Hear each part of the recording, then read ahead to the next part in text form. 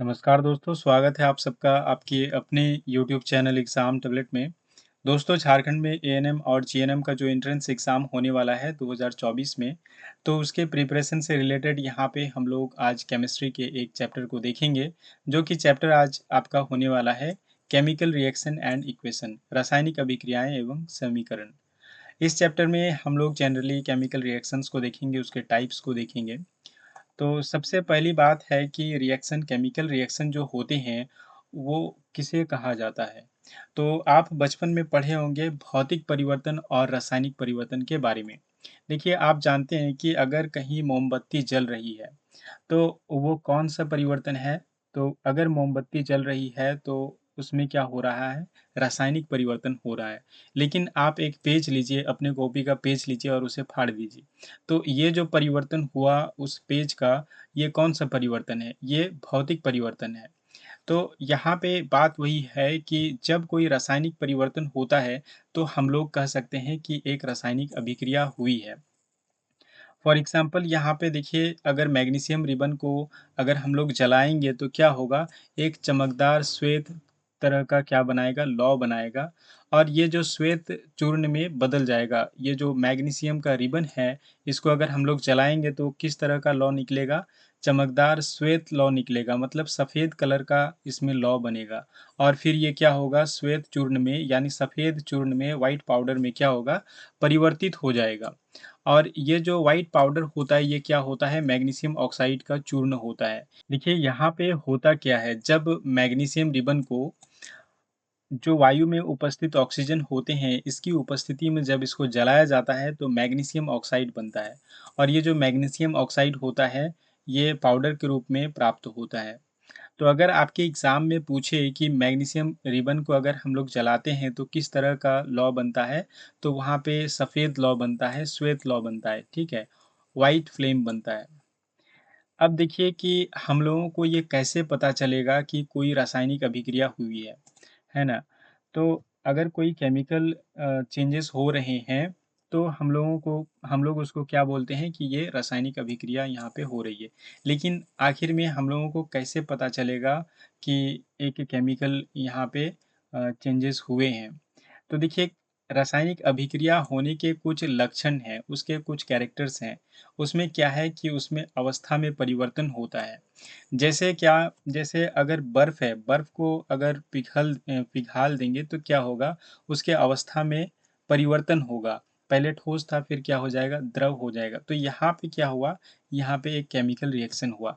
रंग में परिवर्तन, जैसे हम लोग रिबन को, मैग्नीशियम रिबन को हम लोग जला रहे हैं, तो ये जो मैग्नीशियम रिबन है वो किस में परिवर्तित हो जा रहा है, मैग्नीशियम ऑक्साइड के श्वेत चूर्ण में परिवर्तित हो जा रहा है, सफ़ेद तरह का चूर्ण में परिवर्तित हो जा रहा है। तो यहाँ पे क्या हो रहा है, रंग में परिवर्तन हो रहा है। अगर क्या होता है, किसी गैस का निष्कासन होता है, तो भी उसको हम लोग क्या बोलेंगे कि रासायनिक अभिक्रिया हुई है। या फिर तापमान में परिवर्तन होता है, यानी जो टेम्परेचर है इसमें चेंज आते हैं, तो हम लोग बोल सकते हैं कि क्या हुई है, रासायनिक अभिक्रिया हुई है।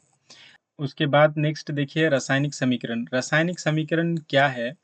जैसे यहाँ पे आपका एक, हम लोगों ने क्या किया, एक रासायनिक अभिक्रिया कराया, जैसे कि मैग्नीशियम रिबन को हम लोग क्या किए, उसको हम लोग दहन किए, मतलब उसको जलाएँ। तो जो जलाएँ तो उसमें क्या हुआ, एक श्वेत चूर्ण प्राप्त हुआ, ठीक है? मैग्नीशियम किस तरह का प्राप्त हुआ? मैग्नीशियम परिवर्तित हो गया श्वेत चूर्ण में, यानी व्हाइट पाउडर में क्या हो गया, परिवर्तित हो गया। तो इसको हम लोग लिखेंगे कैसे? तो इसको हम लोग कैसे लिखेंगे, magnesium plus oxygen after reaction क्या हो गया, मैग्नीशियम ऑक्साइड, ये प्रोडक्ट आपको बना। तो यहाँ पे देखिए, जो रासायनिक समीकरण होती है, अभिक्रिया में मैग्नीशियम तथा ऑक्सीजन ऐसे पदार्थ हैं, ये जो मैग्नीशियम है और ये जो ऑक्सीजन है, ऐसा पदार्थ है जिनमें रासायनिक परिवर्तन होता है। मतलब रासायनिक परिवर्तन किस में हो रहा है, मैग्नीशियम हो रहा है, मैग्नीशियम में हो रहा है। और यहाँ पे कौन भाग ले रहा है, ऑक्सीजन भी भाग ले रहा है, जो कि वायुमंडल में उपस्थित है। इन्हें क्या कहते हैं, इन्हें अभिकर्मक कहते हैं।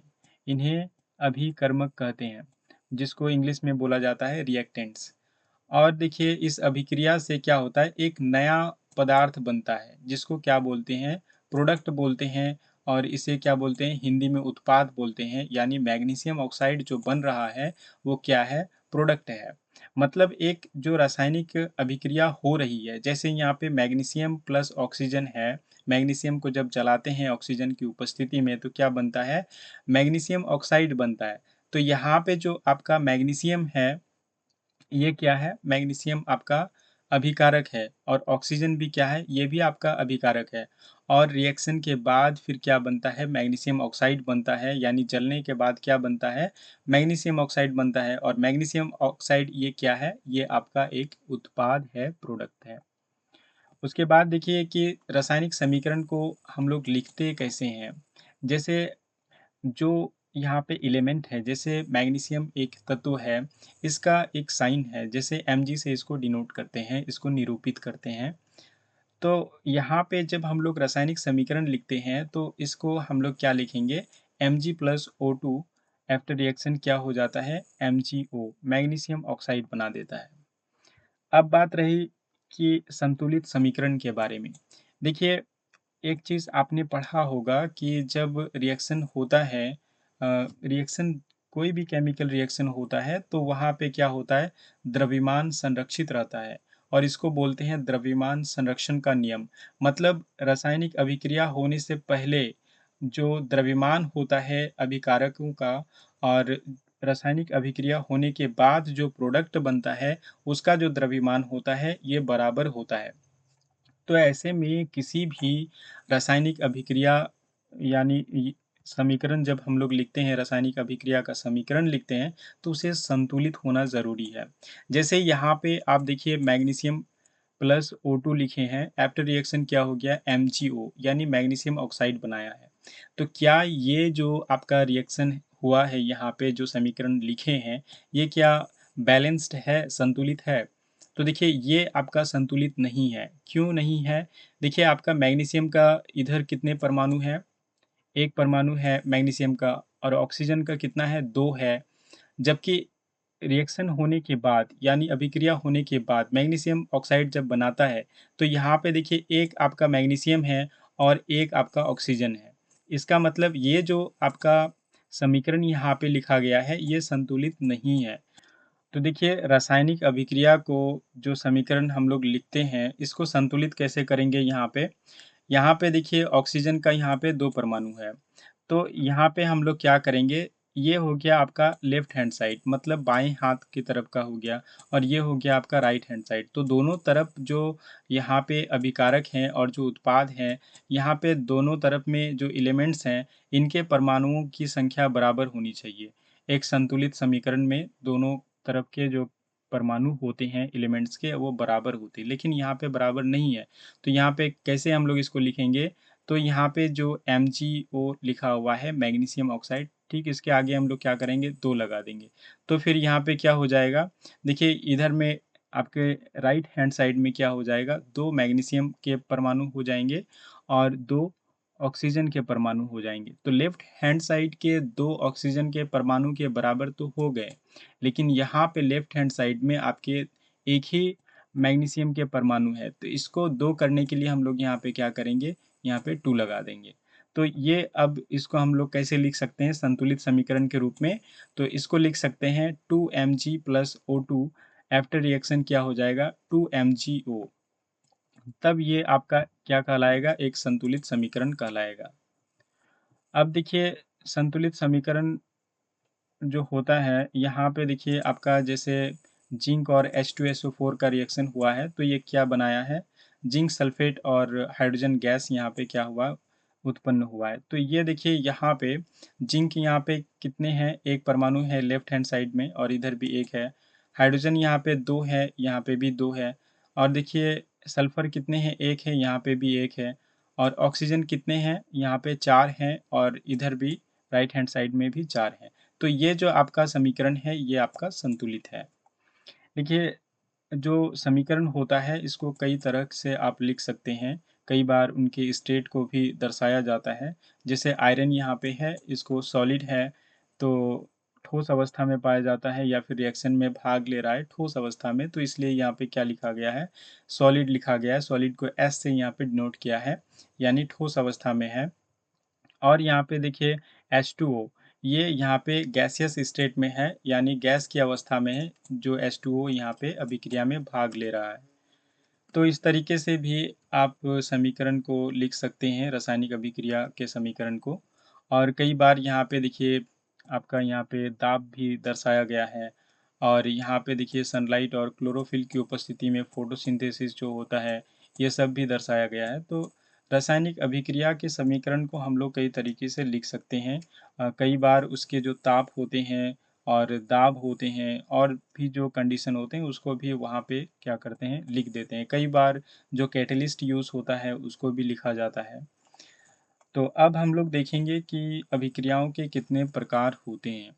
देखिए, हम लोग क्या जाने कि केमिकल रिएक्शन किसे कहते हैं। जब भी किसी भी अ, अभिक्रिया में कोई भी केमिकल चेंज होता है, रासायनिक परिवर्तन होता है, तो हम लोग इसको क्या बोलते हैं, रासायनिक अभिक्रिया बोलते हैं। और रासायनिक अभिक्रिया के क्या-क्या लक्षण हैं, उसमें अवस्था में परिवर्तन होता है, जैसे बर्फ पानी में बदल जाता है, रंग में परिवर्तन होता है, गैस का निष्कासन होता है, और फिर तापमान में परिवर्तन होता है। जैसे आप क्या करते हैं, जब घर में चूना होता है, तो जो चूना लाते हैं बाज़ार से, तो उसको पानी में घोलते हैं तो क्या होता है, काफ़ी हीट रिलीज़ होता है। तो इसमें क्या हो रहा है, एक केमिकल रिएक्शन हो रहा है, तो तापमान में भी परिवर्तन हो रहा है। तो ये सब केमिकल रिएक्शन के क्या हैं, कैरेक्टरिस्टिक्स हैं, मतलब ये उनके लक्षण हैं। और अब बात करते हैं कि कितने तरह के ये रासायनिक अभिक्रियाएँ होती हैं। तो टाइप्स ऑफ केमिकल रिएक्शन, देखिए केमिकल रिएक्शन आपके 5 तरह के होते हैं जनरली। आपके यहाँ पे एक हो गए संयोजन अभिक्रिया, जिसको बोलते हैं कॉम्बिनेशन रिएक्शन। उसके बाद सेकंड हो गया वियोजन या फिर अपघटन अभिक्रिया, जिसको हम लोग बोलते हैं डीकॉम्पोजिशन रिएक्शन। ये उसके बाद फिर नेक्स्ट में हो गया विस्थापन अभिक्रिया, जिसको हम लोग बोलते हैं डिस्प्लेसमेंट रिएक्शन। और फिर हो गया आपका द्विविस्थापन अभिक्रिया, डबल डिस्प्लेसमेंट रिएक्शन।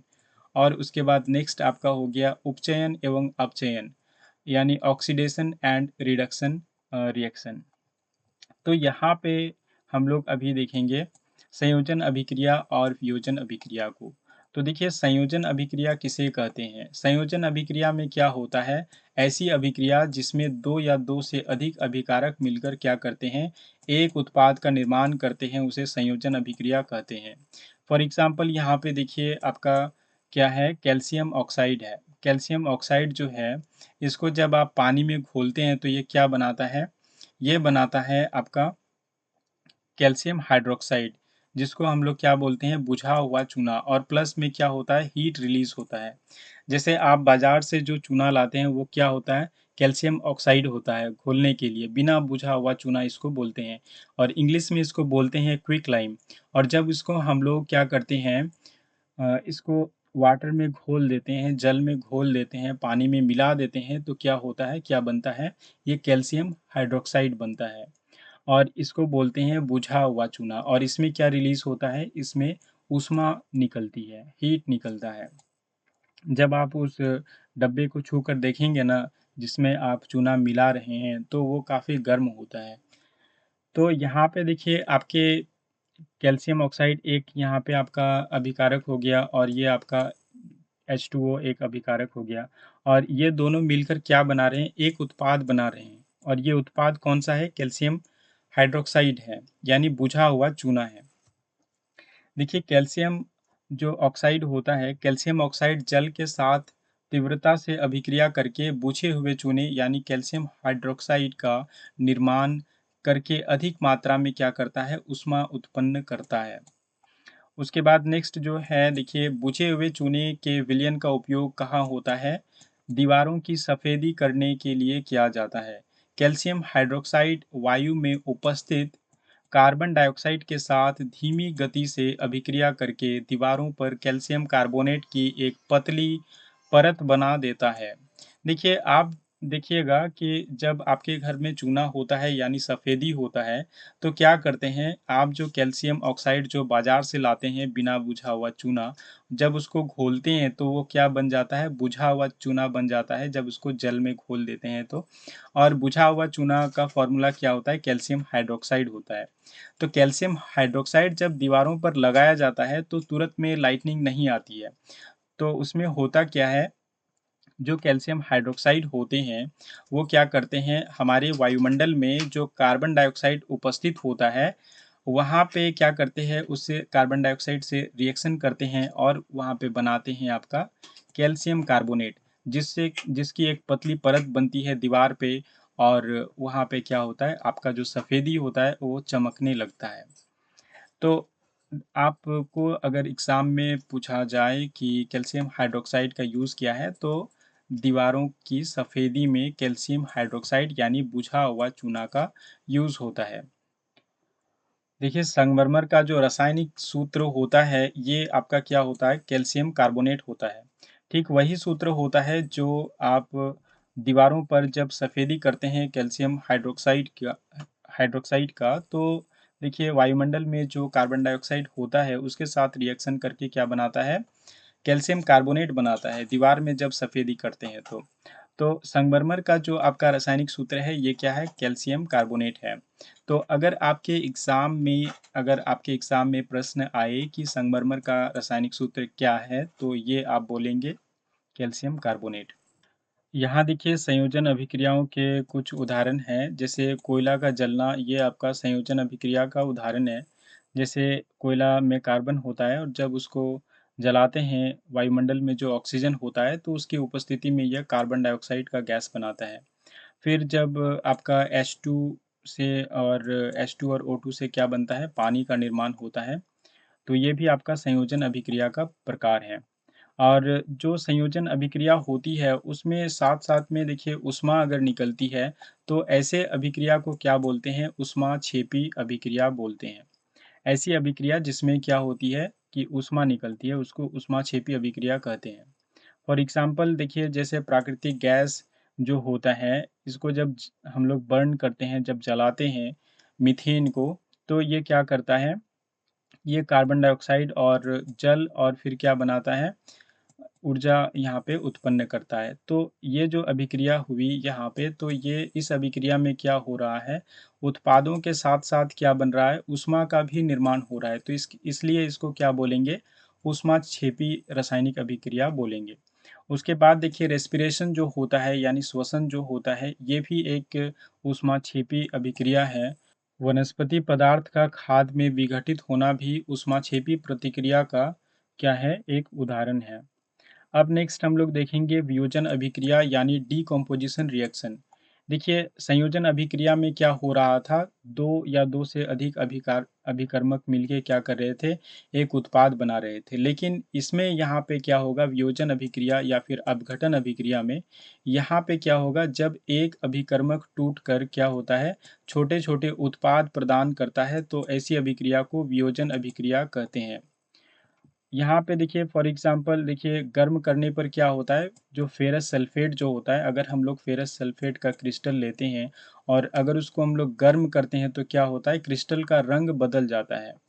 और देखिए यहाँ पे क्या होता है अभिक्रिया में, गर्म करने पर फेरस सल्फेट का क्रिस्टल जो होता है जल को त्याग देता है, मतलब वाटर को क्या करता है लॉस करता है और क्रिस्टल का रंग बदल जाता है। रंग किस में परिवर्तित हो जाता है, हरे रंग का हो जाता है। फेरस सल्फेट को अगर हम लोग गर्म करेंगे उसके क्रिस्टल को तो ये हरे रंग में क्या होगा परिवर्तित हो जाएगा। और इसके उपरांत वो क्या बनाता है फेरिक ऑक्साइड बनाता है और फिर आपका क्या बनाता है सल्फर डाइऑक्साइड और सल्फर ट्राइऑक्साइड बनाता है। तो यहाँ पे देखिए आपको एग्ज़ाम में यहाँ पे जो आपको प्रश्न आने के चांसेस हैं कि फेरस सल्फेट के क्रिस्टल को अगर हम लोग गर्म करते हैं तो कौन से रंग में वो परिवर्तित हो जाता है, तो वो हरे रंग में परिवर्तित हो जाता है। उसके बाद जो नेक्स्ट है देखिए आपका कैल्शियम कार्बोनेट को गर्म करने पर क्या होता है कैल्शियम ऑक्साइड तथा कार्बन डाइऑक्साइड में वियोजित हो जाता है। ये भी आपका वियोजन अभिक्रिया का क्या है एक एग्ज़ाम्पल है। देखिए यहाँ पे कैल्शियम कार्बोनेट है यानी चूना पत्थर है जिसको हम लोग संगमरमर भी बोलते हैं अगर इसको हम लोग गर्म करेंगे तो क्या होगा, ये कैल्शियम ऑक्साइड बनाएगा और फिर क्या बनाएगा आपका, कार्बन डाइऑक्साइड बनाएगा। और देखिए आपके एग्ज़ाम में यहाँ पे चांसेस हैं पूछने के कि कैल्शियम ऑक्साइड जो होता है या जिसको हम लोग चूना बोलते हैं या फिर बिना बुझा हुआ चूना बोलते हैं, इसको कहाँ यूज़ होता है? तो इसका यूज़ कहाँ पे होता है? सीमेंट के निर्माण में होता है। यानी आपके एग्ज़ाम में अगर पूछे कि कैल्शियम ऑक्साइड का यूज़ कहाँ पे होता है, तो आपको वहाँ पे सेलेक्ट करना है कि कैल्शियम ऑक्साइड का यूज़ कहाँ पे होता है? सीमेंट के निर्माण में होता है। नेक्स्ट आपका है देखिए, लेड नाइट्रेट को अगर हम लोग गर्म करते हैं लेड नाइट्रेट को, तो क्या होता है, ये भूरे रंग का धुआं उत्सर्जित करता है और ये धुआं क्या होता है, नाइट्रोजन डाइऑक्साइड होता है। तो ये भी आपके एग्जाम में आ सकती हैं और यहाँ पे ये पूछा जा सकता है कि लेड नाइट्रेट को गर्म करने पर कौन से कलर का धुआं उत्सर्जित होता है, तो भूरे रंग का धुआं उत्सर्जित होता है। और गैस कौन सा रहता है लेड नाइट्रेट को गर्म करने पर, जो गैस निकलता है ये नाइट्रोजन डाइऑक्साइड होता है और जिसका रंग क्या होता है, भूरा रंग होता है। फिर यहाँ पे देखिए और एक वियोजन अभिक्रिया का एग्जाम्पल है कि सूर्य के प्रकाश में जो श्वेत रंग का सिल्वर होता है, मतलब व्हाइट कलर का सिल्वर होता है, सिल्वर क्लोराइड, ये क्या होता है, धूसर रंग में क्या हो जाता है, परिवर्तित हो जाता है।